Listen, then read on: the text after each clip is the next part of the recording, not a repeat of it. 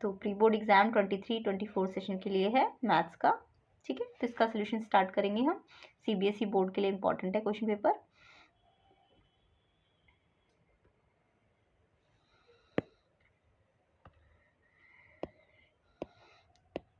तो यहाँ पे इसका हम सेक्शन ए से स्टार्ट कर लेते हैं।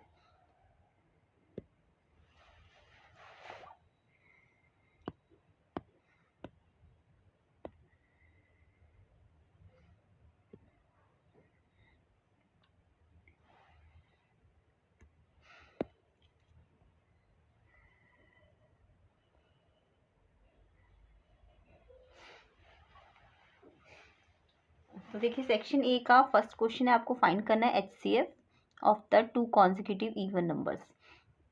टू कॉन्जिक्यूटिव इवन नंबर्स का आपको एचसीएफ फाइंड करना है। तो कॉन्जिक्यूटिव नंबर सबको पता होने चाहिए कहाँ से स्टार्ट होते हैं।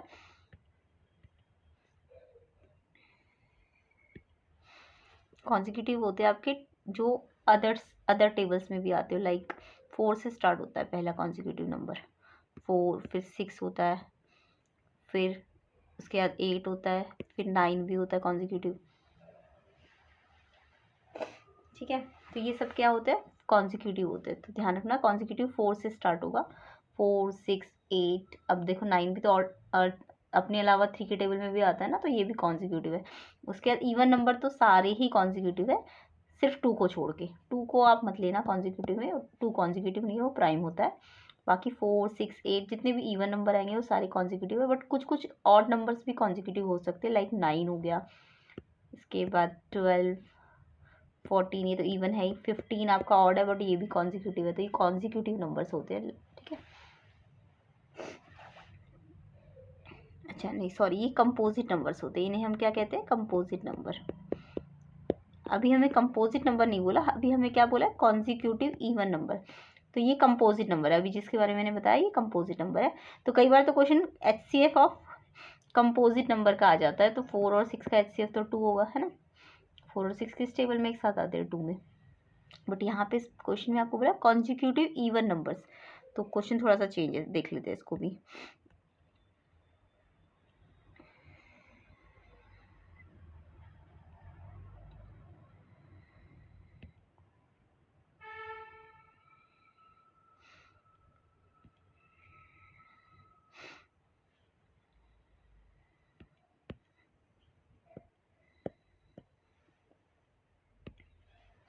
तो अभी हमें क्या करना है, कॉन्जिक्यूटिव इवन नंबर लेने हैं। मैंने अभी कंपोजिट नंबर बता दिया आपको, ठीक है। तो कॉन्जिक्यूटिव इवन नंबर बोले तो स्टार्ट कहाँ से होगा, इवन नंबर 2 से, फिर 4 से। इवन नंबर तो सबको पता है ना, 2, 4, 6, 8 ऐसे करके जो 2 में आते हैं वो सारे क्या होते हैं, इवन नंबर्स होते हैं।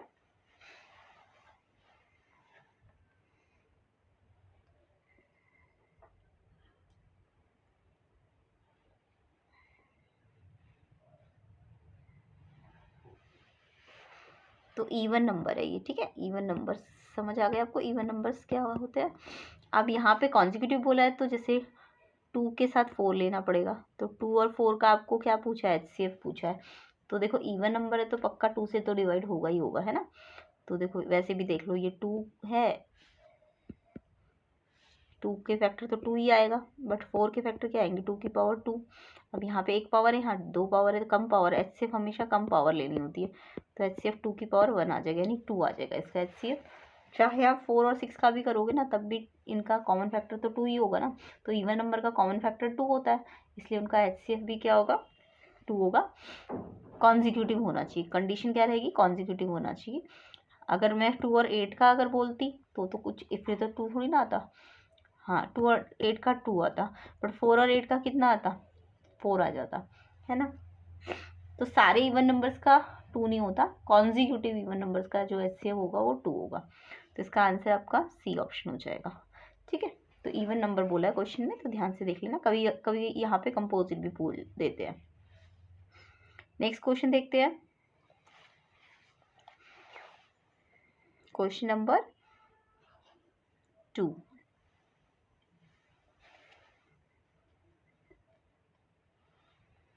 क्वेश्चन नंबर 2 में आपका बोला है the sum of zeros of the polynomial ax² - bx + c आपको इसका सम ऑफ जीरो फाइंड करना है इस पॉलिनॉमियल का। तो ध्यान से देखिए, polynomial A X square minus B X plus C है। ज़्यादातर बच्चे A X square plus B X plus C के हिसाब से सम ऑफ जीरो लिख देते हैं, वो आता है alpha into B plus alpha plus beta minus B by ए।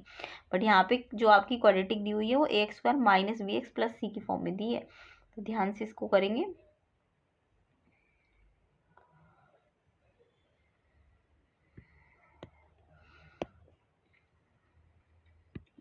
तो देखो क्वाड्रेटिक हमें क्या दी हुई है, A X square minus B X plus C. Generally दी कौन सी होती है, A X square plus B X plus C. ये जब दी होती है तब तो हम सम ऑफ जीरोस क्या लिखते थे, अल्फा प्लस बीटा को क्या लिखते हैं, माइनस बी बाई ए, है ना। बट अभी जो यहाँ पे बी है वो ए तो ए है, कंपेयर करोगे तो ए तो ए है आपका, बट बी आपका ये जो बी है ये बी नहीं है, माइनस बी है, और सी तो सी है। तो जब आप सम ऑफ जीरोस करोगे अल्फा प्लस बीटा, तो वो वैसे तो formula wise minus B by होना चाहिए, तो एक फॉर्मूला माइनस का, एक माइनस का है फॉर्मूले में, और बी की जगह आप माइनस बी पुट करोगे तो अपॉन में ए, तो ये बी बाई ए प्लस का आ जाएगा इसमें। ठीक है, तो यहाँ पे आंसर बी बाई ए आएगा, ना कि माइनस बी बाई ए। तो ऑप्शन नंबर कौन सा करेक्ट हो जाएगा, डी ऑप्शन करेक्ट हो जाएगा। अगर आप इसको ना माइनस बी बाई ए कर दोगे तो गलत हो जाएगा, क्योंकि यहाँ पे बी माइनस बी है, इसलिए इसका ऑप्शन डी करेक्ट है। थर्ड क्वेश्चन देखेंगे, which of the following is a quadratic equation, इनमें से कौन सी जो क्वाड्रेटिक है। तो क्वाड्रेटिक होने के लिए आपको देखना पड़ेगा एक्स की ना 2 पावर होनी चाहिए, यानी क्वाड्रेटिक ये वाली फॉर्म होती है, A X square plus B X plus C, इस फॉर्म को हम क्वाड्रेटिक कहते हैं, और इक्वेशन है तो इक्वल टू जीरो भी होना चाहिए। ठीक है, तो जब भी ऐसी फॉर्म बनेगी तो वो क्वाड्रेटिक होगी।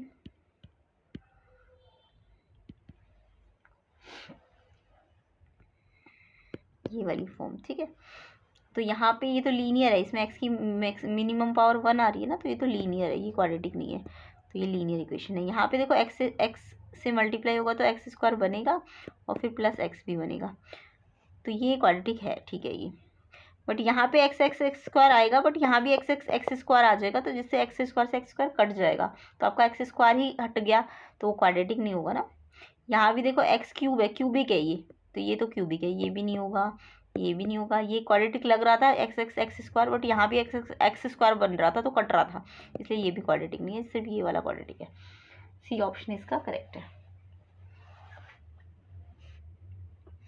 ठीक है, नेक्स्ट क्वेश्चन नंबर 4 देखते हैं। क्वेश्चन नंबर 4 आपका है, if the pair of linear equation x minus y equal to 1, x plus ky equal to 5 and has x equal to 2 and y equal to 1 has unique solution, आपको k find करना है यहाँ पे। तो यहाँ पे आपको दो इक्वेशंस दी हुई है,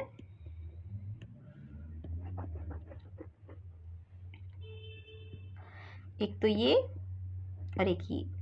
ठीक है, तो जब भी दो इक्वेशन दी होती है तो हमें कंडीशन क्या दी है लीनियर इक्वेशन की, यूनिक सोल्यूशन की।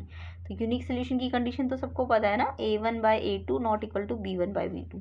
तो a1 by a2 not equal to b1 by b2, ये आपकी यूनिक सोल्यूशन की कंडीशन होती है।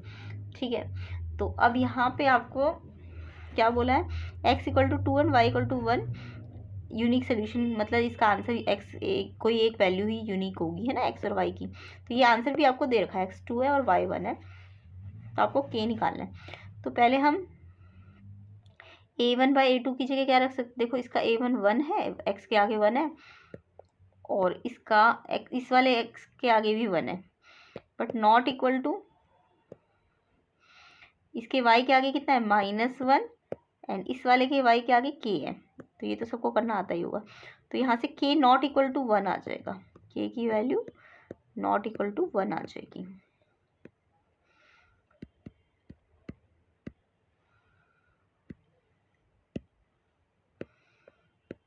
k की वैल्यू क्या नहीं होनी चाहिए, नॉट इक्वल टू 1।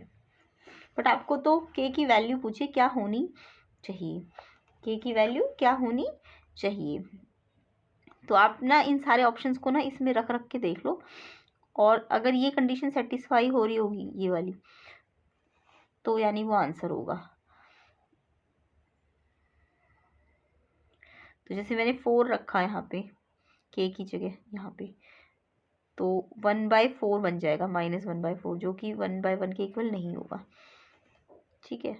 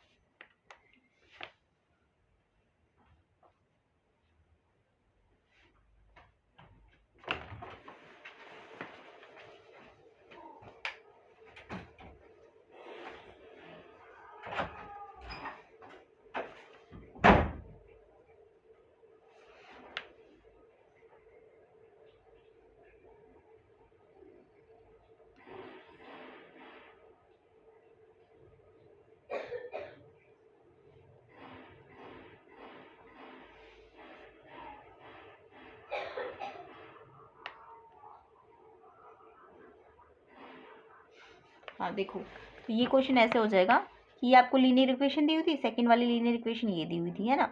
तो यहाँ पे आपको दिख रहा है कि अगर मैंने x और y की वैल्यू भी आपको दे रखी है, x 2 रखना है और y 1 रखना है, तो x 2 मैंने इस वाले इक्वेशन में रखा, तो 2 - y की जगह 1 रखा, तो ये 2 - 1 1 ही आता है, यस ठीक है।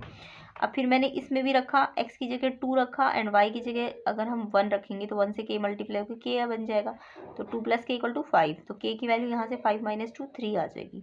तो जब मैं ये जो कंडीशन है a1/a2 not equal to b1/b2 इसमें रखूँगी, तो देखो ये कंडीशन क्या बन रही है, इसमें x का 1 है, यहाँ भी x का 1 है, और यहाँ पे b1 कितना है, -1 है, और b2 वैसे तो k था बट हमारा k कितना आ गया, 3 आ गया। वैसे तो k था बट हमारा k कितना आ गया, 3 आ गया। तो ये कंडीशन सेटिस्फाई हो रही है ना यूनिक सोल्यूशन की, तो यानी k हमारा 3 ही होगा। तो ये आंसर क्या होगा इसका, 3 ऑप्शन। ऑप्शन कौन सा हो जाएगा, ऑप्शन बी।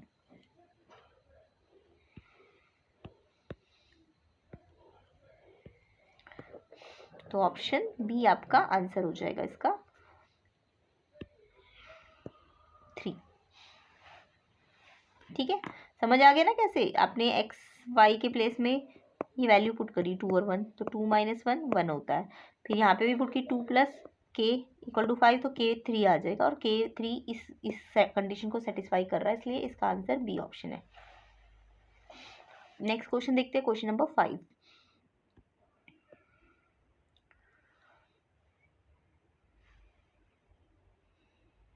क्वेश्चन नंबर 5 में देखेंगे, if alpha and beta are the zeros of the polynomial दिया हुआ आपको px = x² - 2x + 1, आपको अल्फा बीटा निकालना है।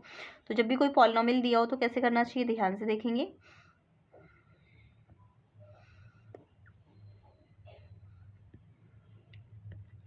पॉलिनोमियल है आपका x² - 2x + 1, तो इसको मैं अगर इसकी जनरल फॉर्म से कंपेयर करूं,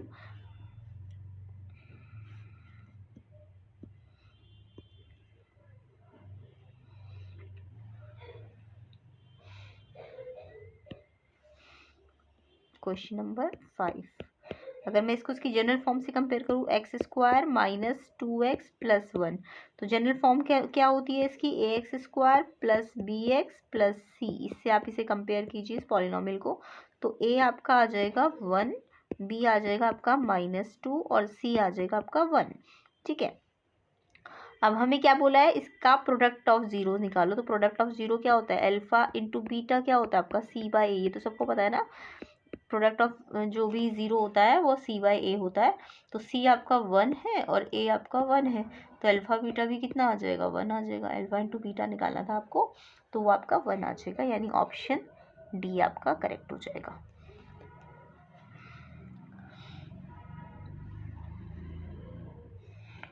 तो ऑप्शन डी इसका करेक्ट है। ओके, नेक्स्ट क्वेश्चन पे आते हैं। एक क्वेश्चन है आपका क्वेश्चन नंबर 6। क्वेश्चन नंबर 6 देखिए, if x equal to 2 is one of the root of quadratic equation this, and then find करना है k। तो ये तो बहुत ही सिंपल क्वेश्चन है। x की वैल्यू 2 दी हुई है, यानी x 2 बोले या 0 बोले, कभी कभी 0 भी बोल देते हैं या रूट भी बोल सकते हैं। तो x इक्वल टू 2 रूट है इस क्वाड्रेटिक इक्वेशन का। तो अगर x equal to 2 quadratic equation का रूट है तो हम x की जगह ये वैल्यू पुट कर देंगे जो 2 है, ठीक है। तो हमारे पास क्वाड्रेटिक क्या है, एक्स स्क्वायर प्लस के एक्स -8। अब हमें यहाँ पे x की जगह 2 पुट करना है, क्योंकि ये x की वैल्यू पुट करने पे ये पॉलिनोमियल किसके बराबर हो जाएगा, 0 के, क्योंकि ये x इक्वल टू 2 0 है ना इसका, तो इस पॉलिनोमियल को 0 के इक्वल कर देगा। अब इसे अगर हम सॉल्व करें तो 2 का स्क्वायर 4 प्लस 2 इंटू के 2k -8 equal to 0।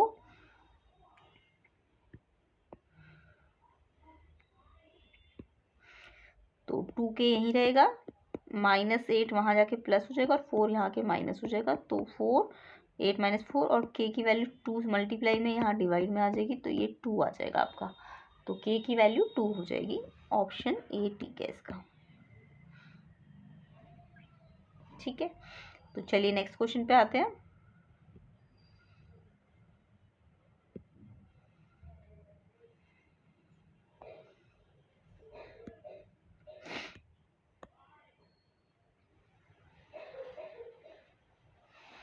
Next question है आपका, in figure triangle ABC right angle at B, A B 3 दिया है, बी सी 3 दिया है, आपको थीटा फाइंड करना है। तो ये तो बहुत ही सिंपल क्वेश्चन है, इतनी बार समझा रखा है। ए बी आपको 3 दिया है, ए बी कितना दिया है 3, और बी सी भी कितना दिया है 3 दिया है। अब आपको ये एंगल थीटा निकालना है। तो मैंने आपको बताया हुआ जहाँ थीटा होता है ना, जहाँ भी थीटा होता है, जहाँ भी थीटा होता है, यहाँ थीटा है तो ये लाइन बेस है, ये वाली लाइन कौन सी है, बेस लाइन है। और थीटा के अपोजिट वाली साइड को हम परपेंडिकुलर कहते हैं, और 90 के अपोजिट वाले को हम हाइपोटेन्यूज कहते हैं, ठीक है।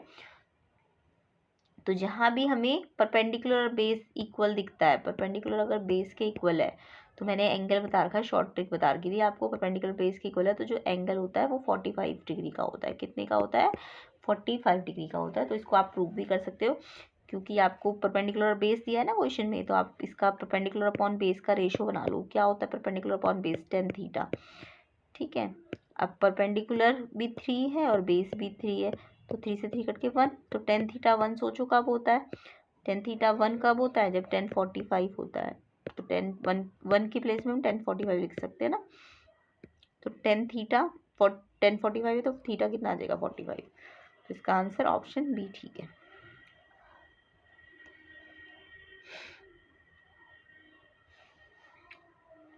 नेक्स्ट क्वेश्चन नंबर 8 देख लेते हैं।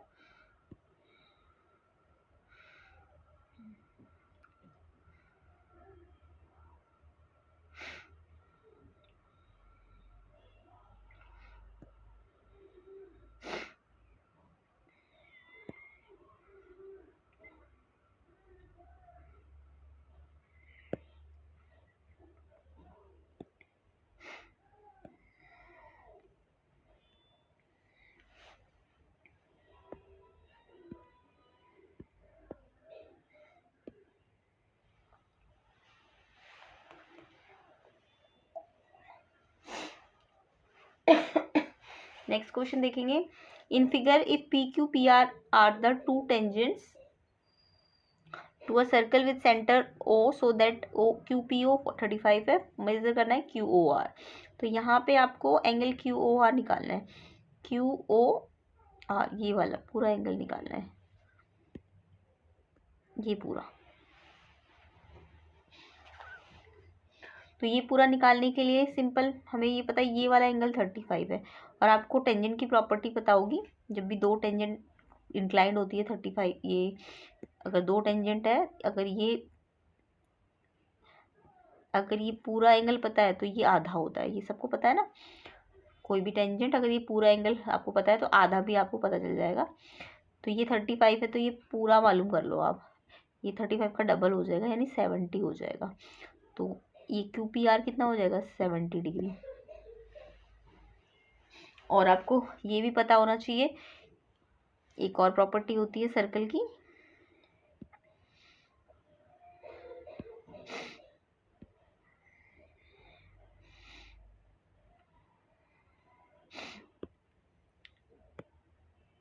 सर्कल की क्या प्रॉपर्टी होती है?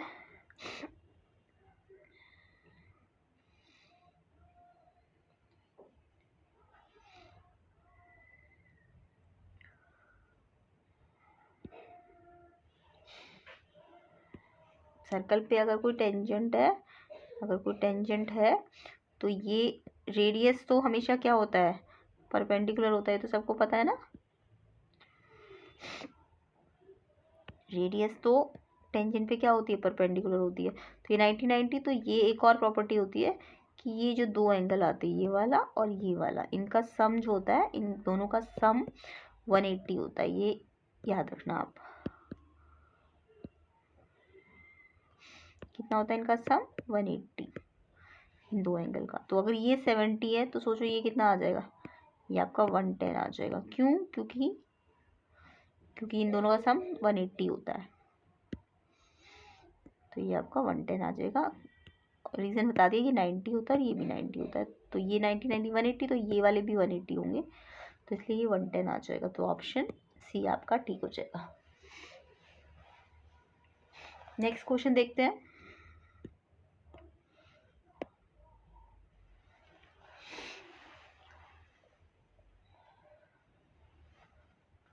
क्वेश्चन नंबर 9 देखेंगे।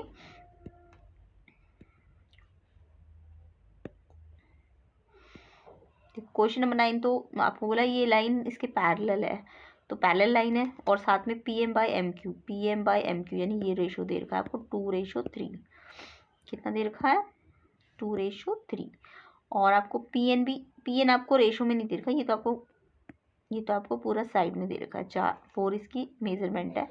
ये रेशो है तो इसको साइड में आप x भी लगा सकते हो चाहो तो, क्योंकि ये रेशो है तो इसको 2 3 नहीं बोल सकते। ये 2x और ये 3x है मान लो, बट ये साइड दी हुई है 4, और आपको ना PR पूरी निकालनी है, पूरी PR निकालनी है। तो थोड़ी देर के लिए हम इसको y मान लेते हैं, ठीक है। अब आपको पता है जब भी लाइन पैरेलल होती है, पैरेलल लाइन में क्या होता है? MN अगर MN आपकी QR के पैरेलल है तो BPT लग जाएगी ना। BPT क्या कहती है? ये वाला रेशो यानी PM/MQ इक्वल होना चाहिए PN/NR के, ठीक है।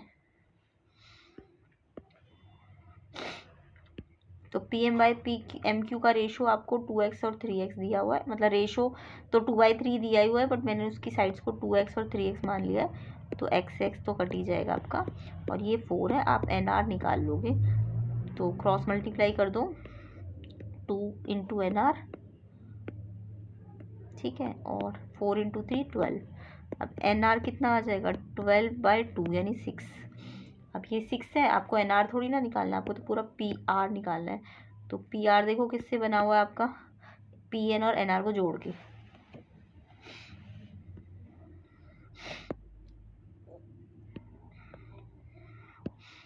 PR किससे बना है? PN और NR को जोड़ के। तो 4 प्लस ये कितना आ गया हमारा अभी? 6। तो 4 + 6 तो ये आ जाएगा 10, यानी आंसर A ऑप्शन ठीक हो जाएगा।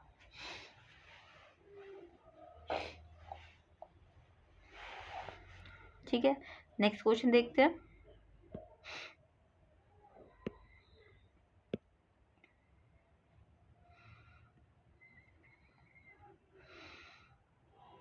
Tenth question, 18th term from the end of AP 5 11 17 179। तो AP में आपको 18th नहीं निकालनी, 18th टर्म फ्रॉम एंड, ये ध्यान रखना, एंड से निकालनी है।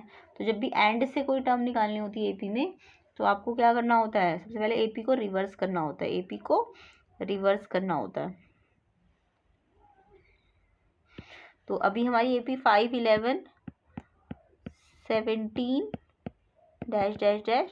-179 में दी हुई है, ठीक है, समझ आया। बट मैं जब AP को रिवर्स करूँगी, क्योंकि एंड से बोला है ना क्वेश्चन में, तो इसलिए हमें AP रिवर्स करनी है, तो 179 पहले आ जाएगा। अब देखो यहाँ पे 6 6 बढ़ रहा है ना, तो आप 6 6 घटा दो, तो 179 में से 6 घटाओगे तो 173 बचेगा, ऐसे करके डैश डैश डैश। अब ये लास्ट वाले यहाँ पे आ जाएंगे, 17 11 5, है ना। अब अगर आपने अभी ए पी को रिवर्स किया, रिवर्स क्यों किया समझ गए ना, क्योंकि एंड से निकालनी है आपको टर्म, तो इसलिए हमने ए पी को रिवर्स किया है।